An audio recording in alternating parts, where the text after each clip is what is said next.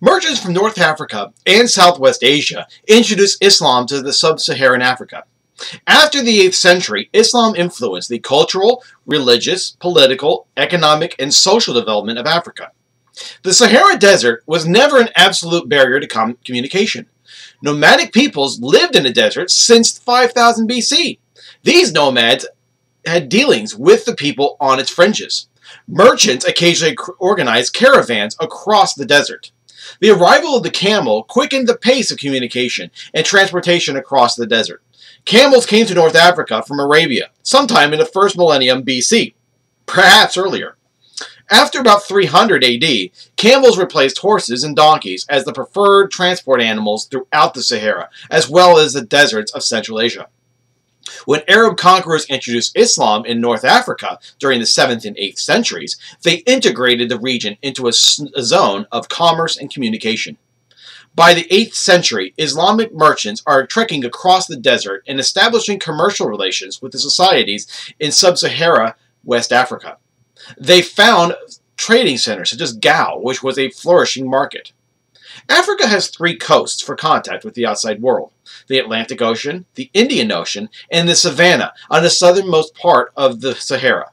On the edge of the desert, African states like Ghana had been developed by the 8th century, exchanging gold from West African forests for salt and dates from the Sahara. Although camels improved the possibility of trade, they are unable to thrive in the humid forests. The Sahel, a grassland between the forest and the deserts, became the area where the exchange of ideas, trade, and people occurred. Here, several states will merge, as their location allowed them to take advantage of the opportunities coming across the desert. The principal state of West Africa was Ghana. Ghana was probably developed during the 4th or 5th century, when agricultural peoples sought to protect their societies from the raids of nomads across the Sahara Desert. It may have even arose as early as the 3rd century, taxing the salt and gold that's coming out of this area. When Muslims arrived in West Africa, Ghana was a regional state. As trade and traffic increased, Ghana underwent an amazing transformation.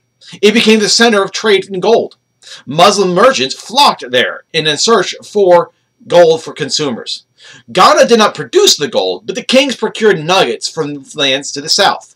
By controlling and taxing the trade in the metal, the kings both enriched and strengthened their own realms. Merchants from Ghana provided ivory and slaves for traders from North Africa.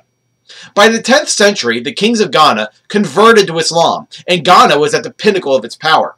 For example, at its height, around the same time as William the Conqueror taking over England, Ghana could field many more times the number of soldiers that William had. He only had 5,000. Their conversion led to improved relations with Muslim merchants as well as nomads. It brought them recognition and support from Muslim states in northern Africa. The kings of Ghana made no attempt to impose Islam forcibly on their society, nor did they accept Islam exclusively for their own purposes. They continued to observe their traditional religious observances. As the kingdoms expanded to the north, it became vulnerable to attacks by nomadic peoples who sought to seize some of the kingdom's wealth. In 1076, invaders began to weaken the kingdom, and although it survived, other states were beginning to take Ghana's place of predominance within 200 years. During the 13th century, raids from the desert weakened the kingdom and it collapsed. Political leadership in West Africa fell to the powerful Mali Empire, which emerged just as the kingdom of Ghana was dissolving.